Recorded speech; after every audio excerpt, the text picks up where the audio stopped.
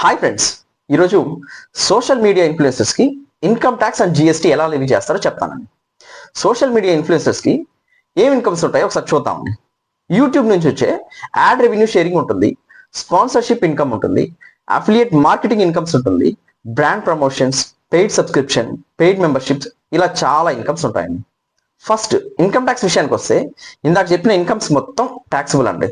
Under the head profits and gains from business are profession. ఈ income professional incomes కాబట్టి under section 44 ADA ప్రకారం 50% standard deduction వస్తుంది. ఎలాగో ఈ ఇయర్ నుంచి 12 lakhs వరకు నో ట్యాక్స్ కాబట్టి ప్రొఫెషనల్ ఇన్కమ్ ఉన్న వారికి 24 lakhs వరకు నో ట్యాక్స్ అండి.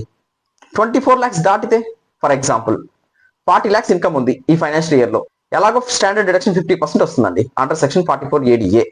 రిమైనింగ్ 20 lakhs మీద ట్యాక్స్ పే చేయాల్సి ఉంటుంది. సెకండ్, జిఎస్టీ విషయానికి వస్తే మీ టోటల్ ప్రొఫెషనల్ ఇన్కమ్ 20 lakhs దాటితే జిఎస్టీ రిజిస్ట్రేషన్ తీసుకోవాల్సి ఉంటుందండి. ఎక్సెప్ట్ యూట్యూబ్ నుంచి వచ్చే యాడ్ రెవెన్యూ షేరింగ్ తప్ప రిమైనింగ్ ఇన్కమ్స్ మొత్తం 18% ట్యాక్సిబుల్ అండి.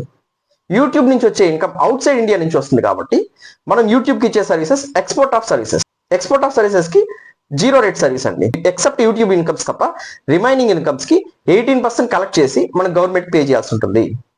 ఇదండి సోషల్ మీడియా ఇన్ఫ్లుయెన్సర్కి సంబంధించి taxation. Me friends and family members లో సోషల్ మీడియా ఇన్ఫ్లుయెన్సర్స్ ఎవరైనా ఉంటే ఈ రీల్ షేర్ చేయండి. ఇలాంటి ట్యాక్స్ రిలేటెడ్ వీడియోస్ కోసం సబ్స్క్రైబ్ చేసుకోండి. ఉంటాను.